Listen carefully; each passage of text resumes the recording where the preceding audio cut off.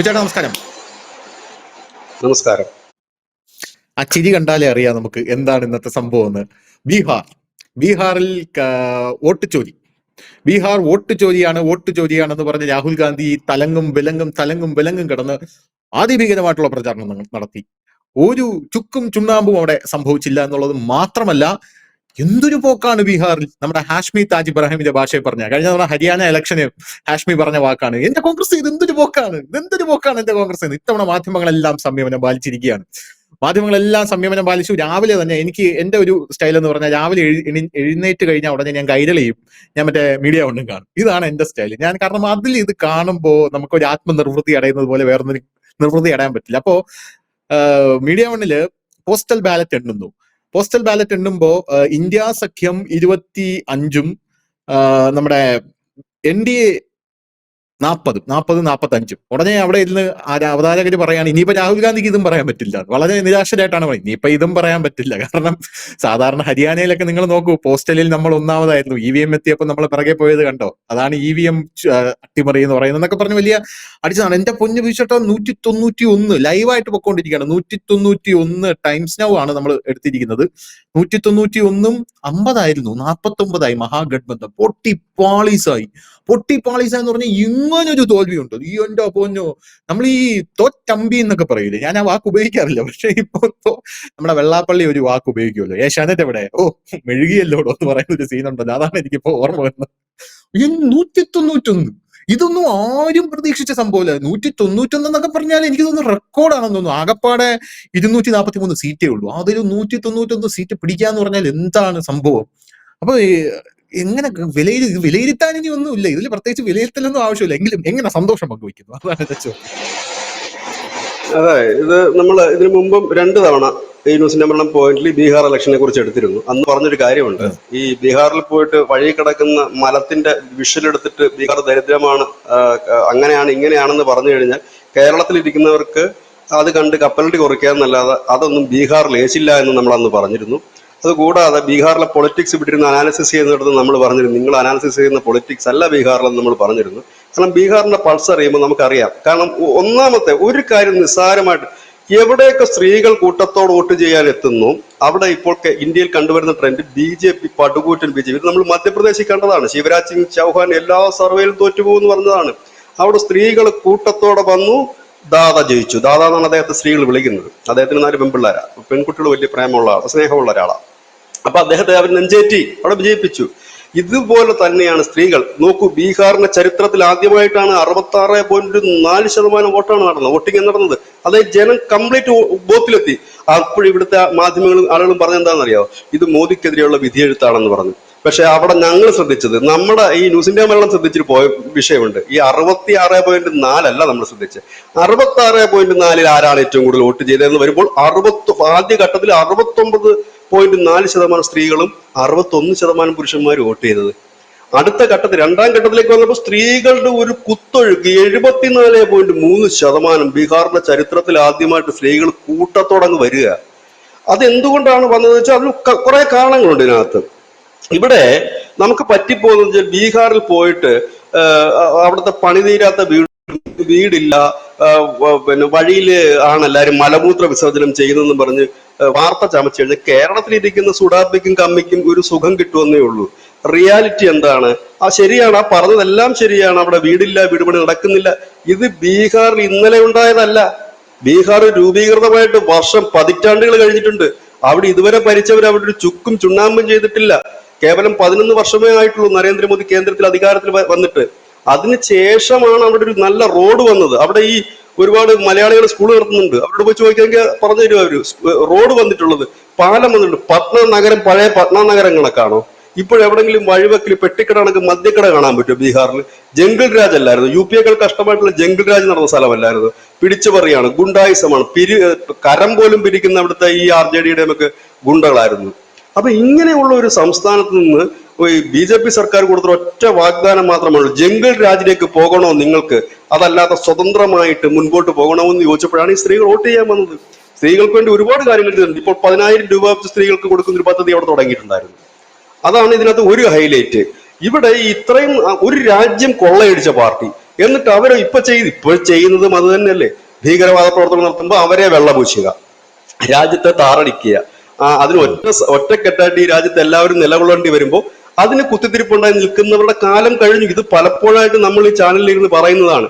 അവരുടെ കാലം കഴിഞ്ഞു, അവരുടെ കാലഘട്ടം കഴിഞ്ഞു എന്ന് നമ്മൾ പറയുന്നുണ്ട്. സുഡാപ്പികൾ പറയുന്നത് നമുക്ക് മനസ്സിലാക്കാൻ പറ്റും. അത് അവരുടെ ഒരു ലക്ഷ്യത്തിന് വേണ്ടിയിട്ടാണ് അവരിത് പറയുന്നത്.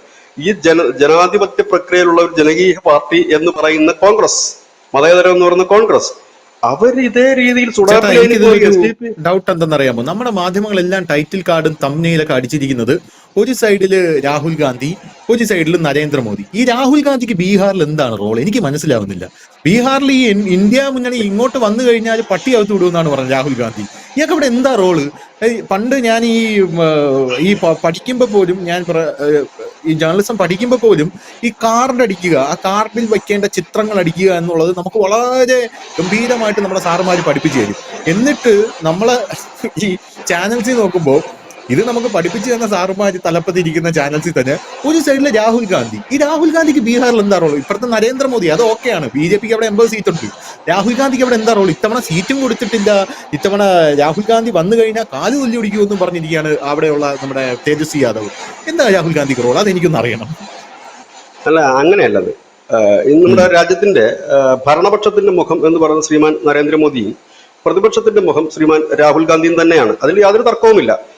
INDA മുന്നണിയുടെ, ഇന്ത്യ മുന്നണിയുടെ നേതാവാണ്. അദ്ദേഹത്തിന്റെ പടമാണ് മെയിനായിട്ട് ഇത് ചെയ്യുന്നത്. പക്ഷെ പലപ്പോഴും പലയിടത്തും വെക്കാറില്ല. പല സ്റ്റേറ്റിലും, പിന്നെ തമിഴ്നാട്ടിലൊക്കെ വെക്കാതിരുന്ന് ഭയങ്കര വിവാദമായിരുന്നല്ലോ. ഇദ്ദേഹത്തിന്റെ പടം വെക്കാറില്ല. അവിടെ സ്റ്റാലിനും കരുണാനിധിയുടെയും ഒക്കെ പടം തന്നെയാണ് വെക്കുന്നത്. ബീഹാറിൽ മുഴുവൻ തേജസ്വി യാദവിന്റെ പടമാണ് വെക്കുന്നത്. കാരണം തേജസ്വി യാദവൻ ഇവിടെ കാണിച്ചാൽ ഇവിടെ ഉള്ളവർക്ക് അറിയത്തില്ല തേജസ്വി യാദവന്. അതിന്റെ ഒരു പ്രശ്നമുണ്ട്, ഒരു മാർക്കറ്റിംഗ് കൂടെ ഉണ്ട് ഇതിനകത്ത്. പിന്നെ രണ്ടാമത്തെ കാര്യം, ഇന്ത്യയിലെ പ്രതിപക്ഷ മുഖം ഇന്നിപ്പോ രാഹുൽ ഗാന്ധിയാണ്. അപ്പൊ സ്വാഭാവികമായി തന്നെ മുമ്പ് അതിന്റെ സ്ഥാനത്ത് ശ്രീമതി സോണിയാഗാന്ധി ആയിരുന്നു, ഇപ്പൊ അത് രാഹുൽ ഗാന്ധി ആയി എന്ന് മാത്രമേ ഉള്ളൂ. അതായത് ബീഹാറിന്റെ പൊളിറ്റിക്സ് മനസ്സിലാക്കണം. എങ്ങനെയാണ് ബീഹാറിൽ BJP, ഞാൻ ഇപ്പോഴും പറയുന്നു, അവിടുത്തെ ഒരു ശക്തമായ പാർട്ടി അല്ല. അതായത് ഒറ്റയ്ക്ക് ഭരണം പിടിക്കാൻ തക്ക കരുത്തുള്ള ഒരു രാഷ്ട്രീയ പാർട്ടി അല്ല, ഇതുവരെ അല്ല, ഇപ്പോഴും അല്ല. കാരണം ഒറ്റയ്ക്ക് അവർക്ക് 122 സീറ്റ്, 243 അംഗ നിയമസഭയിൽ 122 സീറ്റ് പിടിക്കാൻ തക്ക കരുത്ത് അവർക്ക് ഇപ്പോഴും ഇല്ല. അതിന്റെ അടുത്തെത്തിയവര്. അത് എന്തുകൊണ്ടാണ് ബീഹാറിൽ BJPക്ക്, കോൺഗ്രസിന്റെ കാര്യം പറയണ്ട, കോൺഗ്രസ് പണ്ട് ഭരിച്ചോണ്ടിരുന്നൊരു സംസ്ഥാനമാണ്. ഇപ്പൊ അവർക്ക് ഉപ്പുവച്ച കാലം പോലെ 8 സീറ്റോ 7 സീറ്റോ കൊണ്ടാണ് ഇപ്പൊ ലീഡ് ചെയ്യുന്നത്. ഓക്കെ, 60 സീറ്റ് മത്സരിച്ചിരുന്നു കേട്ടോ ഇത്തവണ കോൺഗ്രസ്. അത് ഭയങ്കര വഴക്കിട്ടൊക്കെയാണ് മേടിച്ചത്. അവര് പറഞ്ഞു 60 തരത്തിൽ ഒരു 17 സീറ്റ്, ശരിക്കും പറഞ്ഞാൽ അത്രയും കൊടുത്താൽ മതിയായിരുന്നു. ഇപ്പം അവന്മാർ അന്നേ പറഞ്ഞു ഈ റിസൾട്ട് കണ്ടിട്ട് RJD കോൺഗ്രസിനെ എടുത്ത് കൊടുക്കുമെന്നാണ് എനിക്ക് തോന്നുന്നത്. അല്ല, RJD പറഞ്ഞായിരുന്നു ഈ ഇലക്ഷൻ തോറ്റെഴുതി നിന്നെ ഓടിച്ചിട്ട് തല്ലോ എന്ന് പറഞ്ഞിരുന്നു. കാരണം എന്താ അറിയോ, കഴിഞ്ഞ തെരഞ്ഞെടുപ്പിൽ ഇവന്മാർക്ക്, അല്ല സീരിയസ് ആയിട്ട് തന്നെ പറഞ്ഞു അവര്, കഴിഞ്ഞ തെരഞ്ഞെടുപ്പിൽ ഇവന്മാർക്ക് കൂടുതൽ സീറ്റ് കൊടുത്താണ് ഞങ്ങളുടെ സീറ്റ് കൂടെ കുറച്ചതെന്ന് പറഞ്ഞു. ഇത് സമാനമായിട്ട് തന്നെയാണ് ഇപ്പൊ വരുന്നത്. 60 സീറ്റ് കൊടുത്തു. ഭയങ്കര വഴക്കും വെളുക്കും ഒക്കെ അല്ലായിരുന്നു. രാഹുൽ ഗാന്ധി വന്നൊന്നും ഇല്ലായിരുന്നു ആദ്യം. അതിനുശേഷം സംഭവിച്ചത് എന്താണ്, ബീഹാറിലെ പൊളിറ്റിക്സ് എന്ന് പറഞ്ഞാൽ ജാതീയമായ, ബീഹാറിലെ BJPയുടെ ഏറ്റവും വലിയ രാഷ്ട്രീയ തന്ത്രം ഞാൻ ആദ്യം തന്നെ പറയാം. അവരുടെ തന്ത്രം എന്ന് വെച്ചാൽ ബീഹാറിൽ ഏറ്റവും കൂടുതൽ രാഷ്ട്രീയ പാർട്ടികൾ മത്സരിക്കുന്നതാണ് BJPയെ സംബന്ധിച്ച് ഗുണകരമാകുന്നത്. അപ്പോൾ നമ്മളിവിടെ പറയത്തില്ലേ, ഇവിടുത്തെ മാധ്യമങ്ങൾ ഉടനെ വാർത്ത എഴുതും, ചിരാഗ് പാസ്വാൻ പിണങ്ങി ബദലായിട്ട് മത്സരിക്കുന്നു, അവര് ജിതിൻ റാം മാഞ്ചി പോയി, അവർ മത്സരിക്കുന്നു. സത്യത്തിൽ അത് കേൾക്കുമ്പോൾ ഏറ്റവും കൂടുതൽ സന്തോഷിക്കുന്ന ആരാന്നറിയാമോ? BJPയാണ്. കാരണം BJPയെ സംബന്ധിച്ച്, ബീഹാറിനെ സംബന്ധിച്ച് അവിടെ എന്ന് പറഞ്ഞാൽ, നമ്മുടെ ഒരു കേരളത്തിലും അങ്ങനെ തന്നെയാണ്, നിയമസഭയിൽ എന്ന് പറഞ്ഞാൽ ഈ വലിയ ഭൂരിപക്ഷമല്ല, 1000 വോട്ട്, 1500, UP-യിലും അങ്ങനെ പലയിടത്തും 1000 വോട്ട്, 1500 വോട്ട്, 2000 വോട്ട്, ഇതിന്റെ ഒരു വ്യത്യാസത്തിലാണ് ഈ കളി മുഴുവൻ നടക്കുന്നത്. അവിടെ ഒന്നിലധികം പാർട്ടികൾ മത്സരിക്കുമ്പോഴത്തേക്കും BJP അവരുടെ കേഡർ വോട്ടുകൾ പിടിക്കുകയും ബാക്കിയുള്ള പ്രതിപക്ഷത്തെ വോട്ടുകൾ ചിന്നിച്ചെതറി പോവുകയും ചെയ്യും. അതുകൊണ്ടാണ് അവർ കഴിഞ്ഞ തെരഞ്ഞെടുപ്പ് ചിരാഗ് പാസ്വാനെ മത്സരിപ്പിച്ചത്. അവരുടെ പാർട്ടിക്ക് കൂടുതൽ സീറ്റ്, അതിന് റിബലായിരുന്നല്ലോ, രാംവിലാസ് പാസ്വാന്റെ മോൻ, അദ്ദേഹത്തിന്റെ LJP, അവര് റിബലായിട്ട് മത്സരിച്ചു. സീറ്റ് ലീഡ് ചെയ്യുന്നുണ്ട് കേട്ടോ, 23 സീറ്റ്. അവന്മാർ 29 സീറ്റിലെ മത്സരിച്ചുള്ളൂ കേട്ടോ. 29 കൊടുത്തു. അതാണ് LJP. അപ്പൊ 29 കൊടുത്താൽ 23 പിടിക്കാന്ന് പറഞ്ഞാൽ ഭയങ്കര സ്ട്രോങ് ആണ് അവന്മാർ ഇവിടെ. അപ്പം അല്ല, അച്ഛൻ നല്ലോണം പിടിച്ചിരുന്ന വ്യക്തിയാണ് മുമ്പ്. അവസാന നിമിഷം വരെ അച്ഛനെ പിന്നെ വയ്യാതെ വന്നു പോയി, അങ്ങനെ കൊണ്ടുപോകാൻ പറ്റില്ല. പ്രശാന്ത് കിഷോർ അല്ല, ഇപ്പൊ പ്രശാന്ത് കിഷോർ വന്ന് അദ്ദേഹം വരുന്ന വെച്ചാൽ വലിയ ബൂമിങ്ങോടാണ്. ജൻസുരാജ് പാർട്ടി ചെറിയ പാർട്ടിയല്ല കേട്ടോ, ഞാനത് ആദ്യം തന്നെയാണ്, പുതിയ പാർട്ടിയാണ്. അവര് വന്നു, അവര് ഇതിനകത്തൊരു വലിയ വിഭാഗം വോട്ട് ചോർത്തിട്ടുണ്ട്. ആ വോട്ട് ഇവര് BJPയുടെ വോട്ട് ചോർത്തെന്ന് പറഞ്ഞായിരുന്നു. പക്ഷെ ആ വോട്ട് മുഴുവൻ പോയിരിക്കുന്നത് പ്രതിപക്ഷത്തിന്റെ വോട്ടാണ്. പിന്നെ ഉള്ളതെന്ന് പറഞ്ഞു കഴിഞ്ഞാല്, ഈ ബീഹാറിനെ സംബന്ധിച്ച് അതിന് പടിഞ്ഞാറൻ ബീഹാർ എപ്പോഴും ഈ BJP-യുടെ ഒരു സ്ട്രോങ് ഹോൾഡ് ഏരിയയാണ്. അത് UP-യുമായിട്ടൊക്കെ അതിർത്തി പങ്കിടുന്ന ഒരു പ്രദേശം കൂടിയാണത്. അപ്പം അത് അവിടെ ഒരു BJP-ക്ക് ഒരു ഇതുണ്ട്. മധ്യമേഖല എന്ന് പറയുമ്പോൾ പാട്നയടക്കമുള്ള മധ്യമേഖല എന്ന് പറയുമ്പോൾ അവിടെ ഈ ലല്ലു പ്രസാദ് യാദവിന്റെ പാർട്ടി RLDക്ക് അല്പം ശക്തി കേന്ദ്രങ്ങളാണ് ഈ മധ്യമേഖല. കഴിഞ്ഞ തവണ NDA സഖ്യം തകർന്നടിഞ്ഞ ഭാഗവും ഈ മധ്യമേഖലയായിരുന്നു. ഇനിയുള്ള അടുത്ത ഭാഗം എന്ന് പറഞ്ഞു കഴിഞ്ഞാൽ ഈ ഭോജ്പൂർ ബെൽറ്റ് എന്ന് പറയും, ഭോജ്പൂരിയൽ ബെൽറ്റ്. അപ്പൊ ഈ ഭോജ്പൂരി ബെൽറ്റ് എന്ന് പറഞ്ഞു കഴിഞ്ഞാൽ വടക്ക് കിഴക്കൻ പ്രദേശമാണ് ബീഹാറിൽ. അവിടെയാണ് ഈ ഗോത്രവർഗ വിഭാഗം, ഒരുപാട് പിന്നോക്ക വിഭാഗമുണ്ട്. ഇനി നമ്മളിപ്പോ കേൾക്കുന്നത് ഈ RJD, JDU, BJP, കോൺഗ്രസ് എന്നൊക്കെ അല്ലേ. അതിനപ്പുറത്തേക്ക് ഒരുപാട് പാർട്ടി ഉണ്ട്. CPM ഉണ്ട്, CPI ഉണ്ട്, CPIML ഉണ്ട്. CPIM ഒരു സീറ്റ് അവന്മാർക്ക് അവിടെ. ഇതെങ്ങനെ സംഭവിച്ചു? അത്ഭുതം. അല്ലല്ല, കഴിഞ്ഞ ദിവസം 2 സീറ്റ് ഉണ്ടായിരുന്നു. 2 സീറ്റൊന്നും അല്ല, ഇത്തവണ മുഴുവനായിട്ട് CPIML ഇത്തവണ താണ്ട് അവര് 6 സീറ്റിലും അവന്മാർ 1 സീറ്റിലും ലീഡ് ചെയ്യാണ്. ഇതെങ്ങനെ സംഭവിച്ചു? കഴിഞ്ഞ തവണ 2020 പശുവിന്റെ ചാണകം ഞങ്ങൾ കോരിക്കോളാന്ന് പറഞ്ഞാണ് ഇവരവിടെ പ്രചാരണം നടത്തിയത്. കാരണം പശു സംരക്ഷണം അതായിരുന്നു ഞങ്ങളുടെ മോട്ടോ എന്ന് പറഞ്ഞ് ഫേസ്ബുക്കിൽ പോസ്റ്റർ അടിച്ച് അതെടുത്ത് ഇവിടെ നമ്മൾ വലിയ ട്രോളാക്കി. ഇത്തവണ അതിന് മാറ്റമൊന്നുമില്ല. എന്നിട്ടും ഇത്തവണ പശു സംരക്ഷണം ഇല്ലാത്തത് കൊണ്ടാണോ ഇവര് 1 സീറ്റായി പോയത് ഇത്തവണ? അല്ല, അവര് 1 സീറ്റ് ആയിരുന്നില്ല. കഴിഞ്ഞ തവണ 2 ഇപ്പൊ 1 ആയിട്ട് കുറഞ്ഞൊന്നുമില്ല. അവരുടെ ഞാൻ പറഞ്ഞില്ല, അതാണ് ഞാനീ പറഞ്ഞ ഈ ഭോജ്പൂർ ബെൽറ്റിന്റെ കാര്യം ഞാൻ ഈ പറഞ്ഞു വരുന്നത്. അവിടെ പണ്ട് നക്സൽ ബാധിത മേഖലയായിരുന്നു. ഇതിന്റെ കുറെ നക്സൽ ബാധിത മേഖലയാണ് ജാർഖണ്ഡിലേക്ക് പോയത്. ജാർഖണ്ഡിൽ നിന്ന് മുറിച്ചതാണല്ലോ ബീഹാറിൽ നിന്ന്.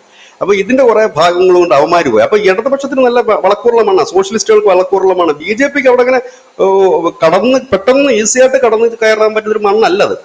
പ്രത്യേകിച്ച് ഈ സോഷ്യലിസ്റ്റുകളുടെ മണ്ണ്, ആ ഒരു രാഷ്ട്രീയ സിദ്ധാന്തം, അത് കൂടാതെ തന്നെ ജാതീയപരമായ സിദ്ധാന്തം. ഇനി കുറെ ജാതി പാർട്ടി പറയാം. അവരൊന്നും ചെറിയ ഹിന്ദുസ്ഥാൻ അവാമി മോർച്ച, നമ്മുടെ ജിതിൻ റാം മാഞ്ചിയുടെ പാർട്ടി, അതിനെ 2ആയിട്ട് BJP പിളർത്തി. 2 പേരെയും അങ്ങോട്ടും ഇങ്ങോട്ടും നിർത്തി. ഇവരുടെ പ്രധാന പ്രശ്നം എന്ന് വെച്ചാൽ ഇവർക്കൊരു ഭാര്യയും ഉണ്ടാകും, അതേസമയം തന്നെ ഭാര്യയ്ക്ക് തുല്യമായ ഒരു കാമുകിയും ഉണ്ടാകും. ഇതേ ടെക്നിക്കാണ് ബീഹാറിൽ വെക്കുന്നത്. ഒരു സൈഡിൽ നിതീഷ് കുമാറിന്റെ തോളത്ത് കൈയിടും, ഇപ്പുറത്തെ സൈഡിൽ കൂടെ മറ്റേ ചിരാഗ് പാസിനോട് പറഞ്ഞ് നീ കൊടുത്തോ, നീ മത്സരിച്ചോ, മാക്സിമം മത്സരിച്ചോ, അതിന് വേണ്ടാക്കി ഞങ്ങൾ ചെയ്തു തരാമെന്ന് പറയും. ഇതാണ് അവിടെ ബീഹാറിൽ ഇവർ പയറ്റുന്ന തന്ത്രം. ഇനി VIP എന്ന് പറഞ്ഞൊരു പാർട്ടിയുണ്ട്, ഈ വികാസ്ശീൽ ഇൻസാഫ് പാർട്ടി എന്ന് പറയും. അത് UP-യിലുണ്ട് കേട്ടോ, വികാസ് പാർട്ടി. അവരുടെ കീഴിൽ വരുന്ന കുറെ കാസ്റ്റ് ഉണ്ട്. മല്ലാഹ, ബിന്ദ്, ബൽഹാർ എന്ന് പറയുന്ന സമുദായങ്ങളൊക്കെ ഇവരുടെ കീഴിൽ വരുന്ന അതി പിന്നോക്ക ജാതിക്കാരാ. ഈ പറയുന്ന ജിതിൻ റാം മാഞ്ചിയുടെ പാർട്ടി എന്ന് പറഞ്ഞാൽ മഹാദലിത് എന്നാണ് അവരുടെ പാർട്ടി. പക്ഷെ ആ മഹാദലിത് 2ആയിട്ട് പിരിഞ്ഞിട്ടുണ്ട്. അതിനകത്ത് വ്യാസഹാർ ജാതി എന്ന് പറഞ്ഞൊരു ജാതിയുണ്ട്. ആ ജാതിക്കാണ് ഇപ്പം ഹിന്ദുസ്ഥാൻ അവാമി മോർച്ച എന്നും പറഞ്ഞിട്ട് പാർട്ടിയോട് വന്നിട്ടുണ്ട്. ഇപ്പൊ നമ്മുടെ UP-യിൽ വന്നിട്ട് BSP, SBGSP ഉള്ളതുപോലെ ഇവിടെയുണ്ട്. അപ്പൊ ജാതീയ പാർട്ടികൾക്ക് വലിയ ഇമ്പോർട്ടന്റ്. അപ്പം നമ്മൾ ചോദിക്കും അവർക്ക് എന്താണ് ഇത്ര ഇമ്പോർട്ടന്റ് എന്ന് ചോദിച്ചു കഴിഞ്ഞാൽ, ഒരു ജാതി പാർട്ടി വിചാരിച്ചു കഴിഞ്ഞാൽ അവർക്ക് ഒരു മണ്ഡലത്തിൽ 1000 2000 വോട്ട് പിടിക്കാൻ പറ്റും. ഈ 2000 വോട്ട് എന്ന് പറഞ്ഞാൽ അവരുടെ സ്ഥാനാർത്ഥിയുടെ വിധി നിർണ്ണയിക്കുന്ന വോട്ടാ. കേരളത്തിൽ പോലും ഒരു 3000 വോട്ട് മറിഞ്ഞു കഴിഞ്ഞാൽ ഫലം മാറുന്ന എത്ര മണ്ഡലങ്ങൾ കേരളത്തിൽ തന്നെ ഉണ്ട്. അപ്പൊ ബീഹാറിന്റെ അവസ്ഥ വേറെയല്ല, മറ്റൊരു തരത്തിലാണ്. ബീഹാർ ശരിക്കും പറഞ്ഞാൽ അതിന്റെ ഒരു വികസനം തുടങ്ങിയിരിക്കുന്നത് ലാസ്റ്റ് 10 years കൊണ്ടാണ്. ലാസ്റ്റ് 10 എന്നും പറയാൻ കഴിയില്ല, ഒരു 6 വർഷം കൊണ്ടാണ്. 1ാം മോദി സർക്കാരിന് ശേഷം അതിന്റെ ലാസ്റ്റ് ടൈം തൊട്ട് 2019 തൊട്ടാണ് ബീഹാറിൽ അക്ഷരാർത്ഥത്തിൽ ഡെവലപ്മെന്റ്സ് തുടങ്ങുന്നത്. കാരണം അതായത് ബീഹാർ എന്ന് പക്ക കുഗ്രാമത്തിന്റെ ആ ഒരു മുഖച്ഛായയാണ് മാറി വരുന്നത്. നമുക്കറിയാം, ഈ 2024 ശേഷം നരേന്ദ്രമോദി പലവട്ടം പോയൊരു സംസ്ഥാനമാണ് ബീഹാർ. അന്നേരം ഇവിടുത്തെ മാധ്യമങ്ങളൊക്കെ പറഞ്ഞു അത് ഇലക്ഷന് വേണ്ടിയിട്ട് പോകുന്നതാണെന്നും. പക്ഷെ അദ്ദേഹം പോയിട്ട് അവിടുത്തെ ഈ താമരകല്ലി, ഞാൻ കഴിഞ്ഞ ഒരു ചർച്ചയ്ക്ക് പറഞ്ഞു, താമരകല്ലിയുടെ ആ ഇൻഡസ്ട്രീസിന് വലിയ 12,000 കോടി രൂപയാണ് അതിനു വേണ്ടി, 63,000 കോടിയോ അത്രയാണ് നൽകിയത് ഈ താമരകല്ലി കർഷകർക്ക് വേണ്ടിയിട്ടുള്ളത്. അങ്ങനെ അവിടുത്തെ ചെറുകിട കർഷകർക്കും അതുപോലെ തന്നെ സ്ത്രീകൾക്ക് 10,000 ഇവിടെ ഈ മുഖ്യധാരയിലേക്ക് കൊണ്ടുവരിക, അതുപോലെ വീട്, ഈ ശൗചാലയം, ഇതിന്റെ എല്ലാം വർക്ക് ഇപ്പോൾ അവിടെ നടന്നുകൊണ്ടിരിക്കുന്നതേ ഉള്ളൂ.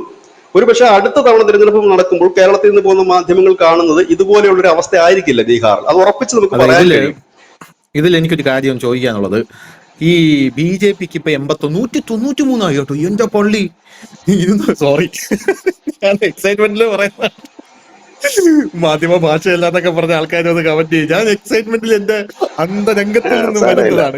243 സീറ്റിൽ എന്റെ ബിജുചേട്ടാ 193 സീറ്റ് ലീഡ് ചെയ്യുന്നുണ്ട്. ഇനി കുറയാൻ കൂടാ, അതൊക്കെ പോട്ടെ. പക്ഷെ 193 ലീഡ് ചെയ്യാന്ന് പറഞ്ഞാൽ ഇതിൽ എനിക്ക് ചോദിക്കാനുള്ളത്, BJP 81 സീറ്റ്, JDU 83 സീറ്റ്. അപ്പൊ JDU ഇത്തവണ കഴിഞ്ഞ എനിക്ക് തോന്നുന്നു 40-45 സീറ്റായിരുന്നു, അതിന്റെ ഇരട്ടി.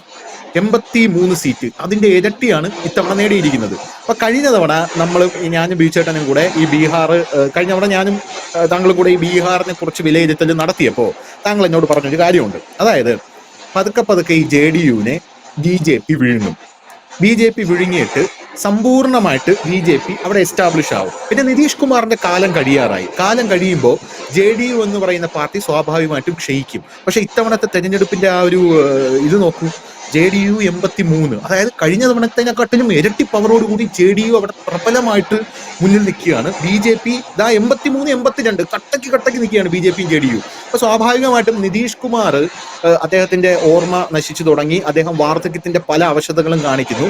നാളെ നിതീഷ് കുമാർ മാറേണ്ട ഒരു സാഹചര്യം ഉണ്ടായിക്കഴിഞ്ഞാൽ ഈ JDU BJP തമ്മിലുള്ള ബന്ധം അവിടെ ഉലയാനുള്ള സാധ്യതയുണ്ടോ? കാരണം JDU സ്ട്രോങ് ആണ്. JDU ഇപ്പോഴും 40 തന്നെ നിൽക്കുകയാണെങ്കിൽ നമുക്കൊരു പ്രശ്നമില്ല, JDU വീക്ക് ആവുമെന്ന് പറയാം. പക്ഷെ JDU ഇത്തവണ സ്ട്രോങ് ആയി വരികയാണ്. അപ്പൊ ഇതിൽ എങ്ങനെയാണ് തോന്നുന്നത്? ഇതിലൊരു വിലയിരുത്തലൂടെ എനിക്ക് വേണം. ഈ സീറ്റിന്റെ എണ്ണം കൂടിക്കഴിയുമ്പോൾ മറ്റൊരു അത്ഭുതം അവിടെ നടന്നിട്ടുണ്ടെന്ന് മനസ്സിലാക്കേണ്ടി വരും.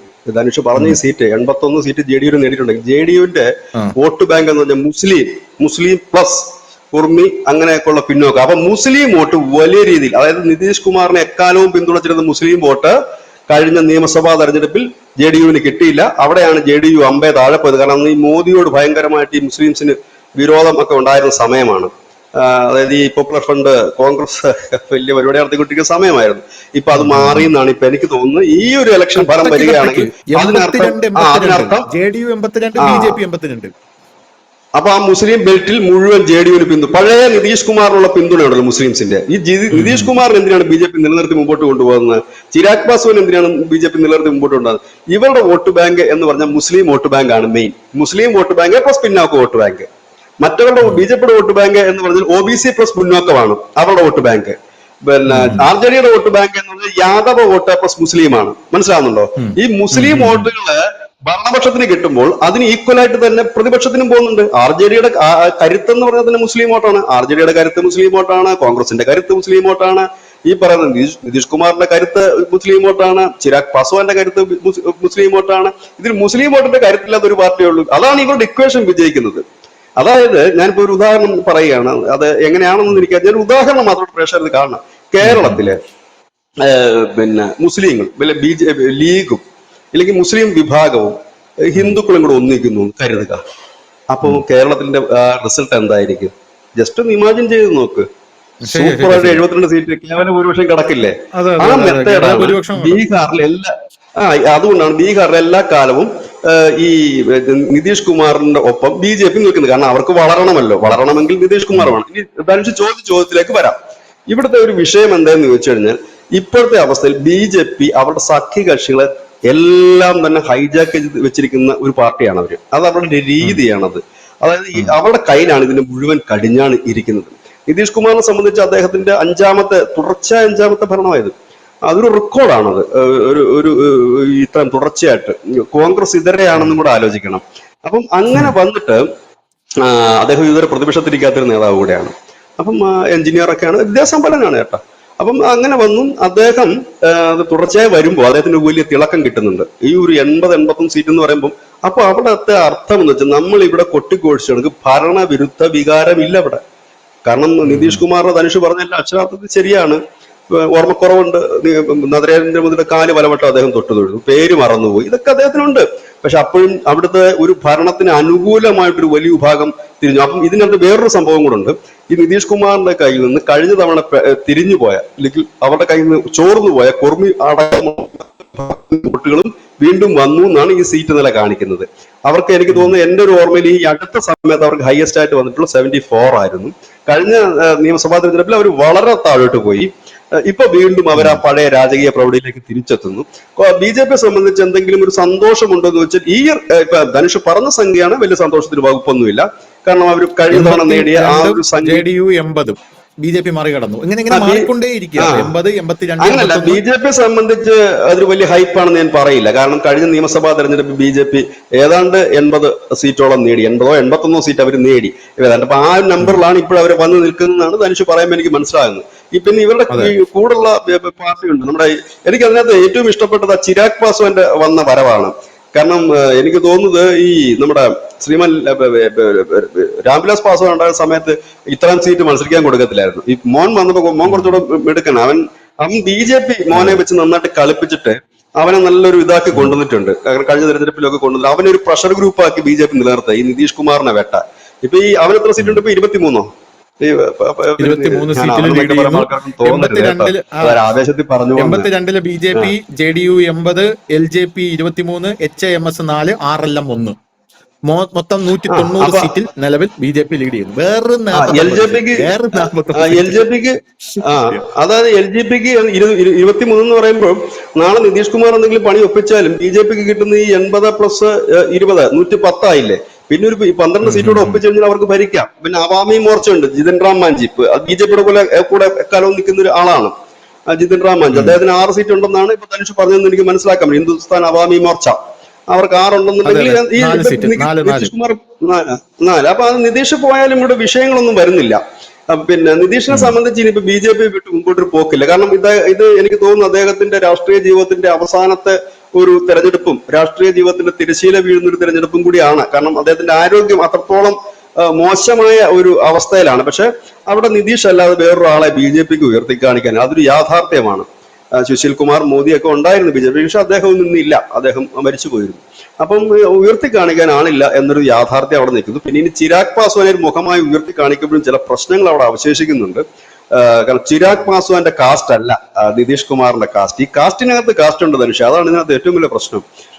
അതായത് നായരിനകത്ത് പിള്ളയും മേനോനും കുറുപ്പും ഒക്കെ ഉള്ളത് കണക്ക് തന്നെ പിന്നോക്ക കാസ്റ്റിനകത്ത് അതിലും വലിയ ഭീകരമായിട്ട് ഉപജാതികളുണ്ട്. ഈ ഉപജാതികളുടെ പാർട്ടിയാണ് ഞാൻ നേരത്തെ പറഞ്ഞ ഹിന്ദുസ്ഥാൻ അവാമി മോർച്ച. മഹാദളിത് എന്ന് പറഞ്ഞിട്ടാണ് അത് വരുന്നത്.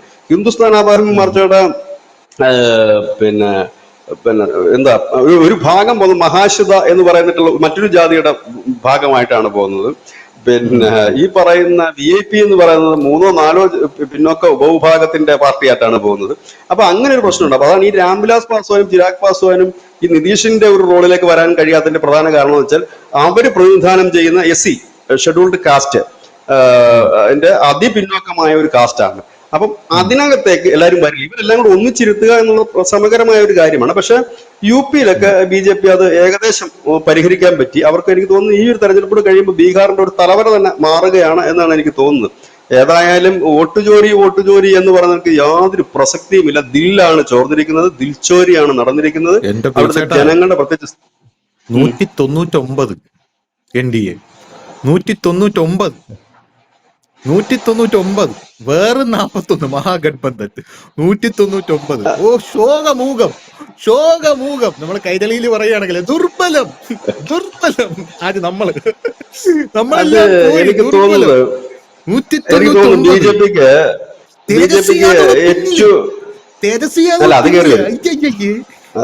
കയറി വരും അത്. അപ്പം ഇതിനകത്ത് ഈ കാരണം അയാളുടെ സ്ട്രോങ് ഹോൾഡ് ഏരിയയിലാണ് മത്സരിക്കുന്നത്. മദിലാപുരിയിലോ മിഥിലാപുരോ അങ്ങോട്ടാണ് അദ്ദേഹം മത്സരിക്കുന്നത്. അവരുടെ തട്ടകമാണത്, കുടുംബ തട്ടകമാണ്. ഇനി അനിയൻ പണി കൊടുത്തിട്ടുണ്ടോ എന്ന് അറിയില്ല. അനിയൻ BJP ആയിട്ടൊക്കെ ഇലക്ഷൻ കഴിഞ്ഞപ്പോൾ ചർച്ച നടത്തിയായിരുന്നു. ഒരു അനിയച്ചാരുണ്ട് പുള്ളിക്ക്. അപ്പൊ ഇവർ തമ്മിൽ ഉടക്കാം. അപ്പം ഇതിനകത്ത് BJP സംബന്ധിച്ച് 191. നമ്മുടെ കേരളത്തിലെ മാധ്യമങ്ങൾ 199 കാണിക്കുന്നു. ബീഹാറിൽ ഏറ്റവും കൂടുതൽ അർമാദിക്കുന്ന ആരെന്നറിയാമോ? അർണബ് ഗോസ്വാമി. റിപ്പബ്ലിക് എടുത്തോണ്ട് ഞാൻ വച്ചോണ്ട് അയാൾ തുള്ളി കളിക്കുകയാണ് ചാനലിൽ കിടന്നുകൊണ്ട്. പോരാത്തതിന് അയാളുടെ ടൈറ്റിൽ നോക്ക്, ഹൈഡ്രജൻ ബോംബ് ഫിനിഷസ് കോൺഗ്രസിന്റെ ഹൈഡ്രജൻ ബോംബ് കോൺഗ്രസിനെ തന്നെ ഫിനിഷ് ചെയ്തു എന്ന് പറഞ്ഞാണ്. ഈ തേജസ്വി യാദവ് പിന്നിപ്പോയല്ലോ, അതാണ് എന്റെ ഒരു ഇത്. പോയല്ലോ അയാള്. ഈ എന്തൊരു ബഹളമായിരുന്നു ഇവിടെ കിടന്നു. കാരണം ഈ എക്സിറ്റ് പോളുകളിലെല്ലാം തേജസ്വി യാദവ് മതി മുഖ്യമന്ത്രിയായിട്ട് എന്ന് എല്ലാവരും പറയുന്നു എന്ന് പറഞ്ഞുകൊണ്ട് കേരളത്തിലെ മാധ്യമങ്ങൾ പൊടിപ്പായിരുന്നു. അല്ല അത് ശരിയായിരുന്നു ധനുഷ്, അത് ശരിയായിരുന്നു. അതിനൊരു കാരണമുണ്ട്. കാരണം അവിടെ BJPക്ക് മുഖ്യമന്ത്രി സ്ഥാനാർത്ഥിയുടെ മുഖമൊന്നും ഇല്ല അവിടെ കാണിക്കാൻ. പിന്നെ ഉള്ളത് ഒന്ന് നിതീഷ് കുമാറാണ്, മറ്റൊന്ന് തേജസ്വി യാദവാണ്. അപ്പൊ സ്വാഭാവികമായും തേജസ്വി യാദവിന് ഒരു പോയിന്റ് കൂടുതൽ കൊടുക്കില്ല ആൾക്കാർ. നമ്മുടെ ഇവിടെ ഈ വഴിയിലൊക്കെ ഉള്ള കോളേജ് പിള്ളേർക്ക് ചോദിക്കത്തില്ലേ അടുത്ത പ്രധാനമന്ത്രി ആരാന്ന് നോക്കുമ്പോൾ അവർ രാഹുൽ ഗാന്ധി എന്ന് പറയും. അവർക്കൊന്നും അറിയില്ല. അവർ നോക്കുമ്പോൾ ഒരു ചെറുപ്പക്കാരൻ ടീഷർട്ട് ഒക്കെ ഇട്ട് വെള്ളത്തിൽ ചാടുന്നു, കടലിൽ ചാടുന്നു, അങ്ങനെയുള്ള കൊടുക്കാം. നരേന്ദ്രമോദിയാണെങ്കിൽ പ്രായമുണ്ട്, അങ്ങനെയൊന്നും ചെയ്യുന്നില്ല. അപ്പൊ അതുകൊണ്ട് യൂത്തിന് പോട്ടെ എന്ന് പറഞ്ഞ് രാഹുൽ ആണെന്ന് പറയും. എന്ന് പറയുന്നത് ഒരു പ്രതിഭാസം മാത്രമേ ഉള്ളൂ അങ്ങനത്തെ വോട്ടുകളൊക്കെ. പക്ഷെ ഒരു കാര്യം ഇപ്പോൾ വ്യക്തമായിരിക്കുന്നു, രാഹുൽ ഗാന്ധിയും പ്രതിപക്ഷവും ഇവിടുത്തെ കുത്തിത്തിരിപ്പുകാരും പറയുന്നത് വിശ്വസിക്കാൻ പറ്റുന്ന ഏക സംസ്ഥാനമായി കേരളം മാത്രം അവശേഷിക്കും. അത് ഏതാണ്ട് തെളിഞ്ഞിരിക്കുന്നു. കാരണം ബീഹാറിൽ പോലും, കാരണം ബീഹാർ എന്ന് പറയുമ്പോൾ സാധാരണ സ്ഥലമല്ല.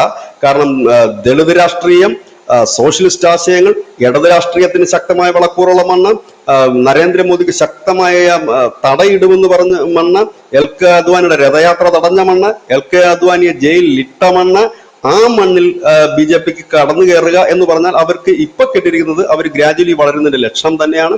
ഏതായാലും ഗംഭീരം എന്ന് തന്നെ പറയേണ്ടി വരും. കാരണം ഇനി ഈ അടുത്ത സമയത്തൊന്നും രാഹുൽ ഗാന്ധി പുതിയ ബോംബുമായിട്ട് വരും എന്ന് പ്രതീക്ഷിക്കുന്നില്ല. കാരണം സ്കോപ്പില്ല, ജനം തള്ളിക്കളഞ്ഞിരിക്കുന്നു. ഇനി വരുന്നുണ്ടെങ്കിൽ 45 ദിവസം രാഹുൽ ഗാന്ധിക്ക് സമയമുണ്ട്. ഇതാണ് രാഹുൽ ഗാന്ധിയുടെ ഒരു ടൈം. ബീഹാറിലെ ഇലക്ഷൻ റിസൾട്ട് വന്നു, 45 ദിവസം സമയമുണ്ട് പരാതി കൊടുക്കാൻ. എല്ലാ മണ്ഡലങ്ങളിലും പോയി നിരത്തി പിടിച്ച് പരാതി കൊടുത്തു കഴിഞ്ഞാൽ രാഹുൽ ഗാന്ധിക്ക് വോട്ട് ചോരി ഉണ്ടെങ്കിൽ കണ്ടുപിടിക്കാനായിട്ട് പറ്റും. 45 ദിവസം കഴിഞ്ഞ് കോൺഗ്രസ് തന്നെ ഉണ്ടാക്കി വെച്ച നിയമമാണ്, കോൺഗ്രസും ഭരണഘടനയിലേക്കുള്ള സാധനമാണ്. ഇത് കഴിഞ്ഞിട്ട് രാഹുൽ ഗാന്ധി വലിയ 6 മാസം എടുത്ത കെട്ടൊക്കെ കൊണ്ടുവന്നിട്ട് ഞാൻ 6 മാസം പണിയെടുത്തതാണ്, സുപ്രീം കോടതി ഇങ്ങോട്ട് വരട്ടെ, എന്റെ ജോലി എന്ന് പറഞ്ഞാൽ ജനാധിപത്യത്തെ സംരക്ഷിക്കുകയല്ല പ്രതിപക്ഷത്തിനെ നോക്കുക എന്നുള്ളതാണ് എന്നൊക്കെയുള്ള ഡയലോഗ് കൊണ്ട് രാഹുൽ ഗാന്ധി വരാൻ പാടില്ല. അല്ല, രാഹുൽ ഗാന്ധി വരും. കാരണം അദ്ദേഹത്തിന് വേറെ പറയാൻ കാര്യങ്ങളൊന്നുമില്ല. ഇപ്പൊ പിന്നെ ഇന്നലെ അവരുടെ അറിയത്തുമില്ല, ജയറാം രമേശോ മറ്റോ എത്തിയിട്ടുണ്ട്. അദ്ദേഹം ഇപ്പോൾ ഈ ഭീകരാക്രമണത്തിന് കേന്ദ്ര സർക്കാരിനെ കുറ്റപ്പെടുത്തിക്കൊണ്ട് എത്തിയിട്ടുണ്ട്. അതായത് ഈ രാജ്യവിരുദ്ധർക്ക് അല്ലെങ്കിൽ വികസന വിരോധികൾക്കും ഈ രാജ്യത്ത് സ്ഥാനമില്ല എന്ന് ബീഹാർ തെളിയിച്ചിരിക്കുന്നു. അത് തന്നെയാണ് പറയാനുള്ളത്. അതായത് രാഹുൽ ഗാന്ധിയും ടീമും പറയുന്നതും അവർക്ക് വേണ്ടി കൊഴലോത്ത് നടത്തുന്ന മാധ്യമങ്ങൾ പറയുന്നതും വിശ്വസിക്കുന്ന ഇന്ത്യയിലെ ഒരേ ഒരു ജനവിഭാഗം കേരളത്തിലുള്ള മലയാളികളാണ്. അതിൽ എസ്പെഷ്യലി സുഡാപ്പിസ് ആൻഡ് കമ്മികൾ മാത്രമാണ്, അല്ലാതെ വേറെ ആരും തന്നെ ഇല്ല. കാരണം ബാക്കിയുള്ളവർക്കൊക്കെ കാര്യങ്ങൾ മനസ്സിലായി. ഈ നിയമസഭാ തെരഞ്ഞെടുപ്പും ഈ തദ്ദേശ തെരഞ്ഞെടുപ്പോടെ വരുമ്പോൾ കേരളത്തിലും ചില ചേഞ്ചസുകൾ കണ്ടു തുടങ്ങും. അപ്പോഴും ഇവരെ ഇതൊക്കെ തന്നെ, കാരണം ഇവർക്ക് കാലത്തിന്റെ ചുവരെഴുത്ത് മനസ്സിലാകുന്നില്ല. ഇവരുടെ കാൽച്ചുവട്ടിലെ മണ്ണ് ഒലിച്ചു പോകുന്നു, ഇവർക്ക് മനസ്സിലാകുന്നില്ല. ഇവരുടെ ധാരണ ഇപ്പോഴും 1947 ഇന്ത്യൻ ഘട്ടത്തിന്റെ സവർണൻ, അവർണൻ, ദളിതൻ, പിന്നെന്താണ് കള്ളൻ, അങ്ങനെയൊക്കെയുള്ള കുറെ പഴയ തേഞ്ഞ് തീരുന്ന ക്ലീശ ആയിട്ടുള്ള കുറെ മുദ്രാവാക്യങ്ങളും കാര്യങ്ങളും കൊണ്ട് ഇനി മുമ്പോട്ട് പോകില്ല. പുതിയ കാലമാണ്. ഇപ്പം ഓൺലൈനിൽ കയറിയാലും മൊബൈൽ നോക്കിക്കഴിഞ്ഞാലും യൂത്തിന്, കാരണം ഇന്ത്യ ഒരു യൂത്ത് കൺട്രിയാണ്. 55% യുവജനങ്ങളാണ്. ആ യുവജനങ്ങളെ ഇളക്കി വിടാനാണ് രാഹുൽ ഗാന്ധി ഈ പഠിച്ച പണി 18 നോക്കിയത്. അവസാനം ഗതികെട്ട് പുള്ളി പൊട്ടിത്തെറിച്ച് ഇറങ്ങു യൂത്ത് എന്ന് പറഞ്ഞുകൊണ്ടല്ലേ ഹരിയാനയിൽ അദ്ദേഹം ഇറങ്ങിയത്. അപ്പം ഇതാണ് അവസ്ഥ. ഏതായാലും ഗംഭീരം എന്ന് തന്നെ പറയേണ്ടി വരും. ഇനി എന്തെങ്കിലും ഡൗട്ട് ധനുഷിനുണ്ടായി ചോദിക്കാം, നമുക്കിത് വൈൻഡപ്പ് ചെയ്യാം. നമുക്ക് വൈൻഡപ്പ് ചെയ്യുന്നപ്പോൾ ഒരു കാര്യം കൂടെ പറഞ്ഞോട്ടെ. അതായത് ഈ കഴിഞ്ഞ ദിവസം ഞാൻ എൻ്റെ ബീഹാറിലുള്ള ഒരു സുഹൃത്തിനെ ഞാൻ കോൺടാക്ട് ചെയ്തിരുന്നു. അപ്പോൾ അവൻ കുറച്ച് നാളായിട്ട് ബീഹാറിൽ യാത്ര ചെയ്യുന്നതാണ്. ഇപ്പോൾ ബീഹാറിൽ പോയിട്ട് തിരിച്ചു വന്നതേ ഉള്ളൂ. അപ്പം ഞാൻ അവനോട് പറഞ്ഞത്, എടാ നമുക്കൊരു ട്രാവലോഗ് തുടങ്ങിയാലോ എന്ന് ചോദിച്ചു. അപ്പോൾ ആ പുള്ളി എന്നോട് പറഞ്ഞത്, ട്രാവലോഗ് തുടങ്ങുന്നെങ്കിൽ എടാ നമുക്ക് സഞ്ചരിക്കുകയാണെങ്കിൽ നമുക്ക് ഒരുപാട് സ്ഥലങ്ങളിലൂടെ സഞ്ചരിക്കാനുണ്ട്. അപ്പൊ ഞാൻ പറഞ്ഞത്, നമുക്ക് ഈ ഉത്തരേന്ത്യയിലൂടെയൊക്കെ പോകുമ്പോൾ ഈ രാത്രി നമുക്ക് പോകാനായിട്ട് ബുദ്ധിമുട്ടല്ലേ? കാരണം ഞാൻ ഈ യൂട്യൂബിലൊക്കെ ഒരുപാട് വീഡിയോസ് കണ്ടിട്ടുണ്ട്. ഈ രാത്രി നമ്മൾ കാറിൽ പോകുമ്പോൾ ഈ ഹൈവേയിലൊക്കെ ഈ മറ്റേ ഹൂളിഗൻസ് ചാടി ഇറങ്ങിയിട്ട് കാർ ആക്രമിക്കുന്നു, വെട്ടുകത്തിയും വാളും പരിചയമൊക്കെ കൊണ്ടാണ് വരുന്നത് ഇവര്. അപ്പൊ അതൊക്കെ വലിയ വിഷയമല്ലേ? പ്രത്യേകിച്ച് ബീഹാർ പോലുള്ള സംസ്ഥാനങ്ങളെ ഞാൻ വെറുതെ ആക്സിഡന്റലി പറഞ്ഞു. അപ്പൊ പുള്ളിക്കാരൻ എന്നോട് പറഞ്ഞതുണ്ട്, ബീഹാറിൽ അതൊരു ആയിരുന്നു. പക്ഷേ ബീഹാറിൽ ഇപ്പോഴത്തെ ഒരു വിഷയം എന്ന് പറഞ്ഞാൽ, എടാ അവിടെ പണ്ടൊക്കെ എന്ന് പറഞ്ഞാൽ ഞാൻ താമസിക്കുന്ന സമയത്ത് 6 മണിക്ക് ശേഷം ആരും പുറത്തിറങ്ങില്ല, പ്രത്യേകിച്ച് സ്ത്രീകൾ പുറത്തിറങ്ങില്ല. പക്ഷെ ഇപ്പം സാഹചര്യം ഒരുപാട് മാറി. ഇപ്പൊ ഒരു 6-7 വർഷം 6 മണിക്ക് ശേഷം സ്ത്രീകൾക്ക് പുറത്തിറങ്ങി തുടങ്ങി. അതൊരു വലിയ മാറ്റമാണ്, പെട്ടെന്നുണ്ടായ ഒരു മാറ്റം അല്ലെങ്കിൽ പോലും ഇതൊരു വലിയ മാറ്റമാണ്. അതായത് BJP ഉത്തർപ്രദേശിലായിരുന്നാലും ബീഹാറിലായിരുന്നാലും ഈ കോൺഗ്രസ് ഭരിച്ചു മുടിച്ചിട്ടിരിക്കുന്ന ഈ സംസ്ഥാനങ്ങളിൽ ഇവർ ആദ്യത്തെ ഊന്നൽ കൊടുക്കുന്നത് അവിടെയുള്ള സെക്യൂരിറ്റിക്കും ലോ ആൻഡ് ഓർഡർ മെയിൻ്റനൻസിനുമാണ്. ആ ലോ ആൻഡ് ഓർഡർ അവിടെ മെയിൻറ്റെയിൻ ചെയ്താൽ മാത്രമേ അടുത്ത സ്റ്റെപ്പായിട്ടുള്ള വികസനത്തിലേക്ക് കടക്കാൻ പറ്റൂ. അല്ലാതെ വികസനം കൊണ്ടുവന്നിട്ട് ലോ ആൻഡ് ഓർഡർ മെയിൻറ്റെയിൻ ചെയ്യാന്ന് പറഞ്ഞാൽ ഒരിക്കലും നടക്കുന്ന കാര്യമല്ല. നമ്മുടെ രാജ്യത്തായിരുന്നാൽ തന്നെയും തീവ്രവാദത്തിനെ വേരോടെ പിഴുതു കഴിഞ്ഞാൽ മാത്രമേ നമുക്ക് വികസനത്തിലേക്ക് പോകാനായിട്ട് പറ്റത്തുള്ളൂ.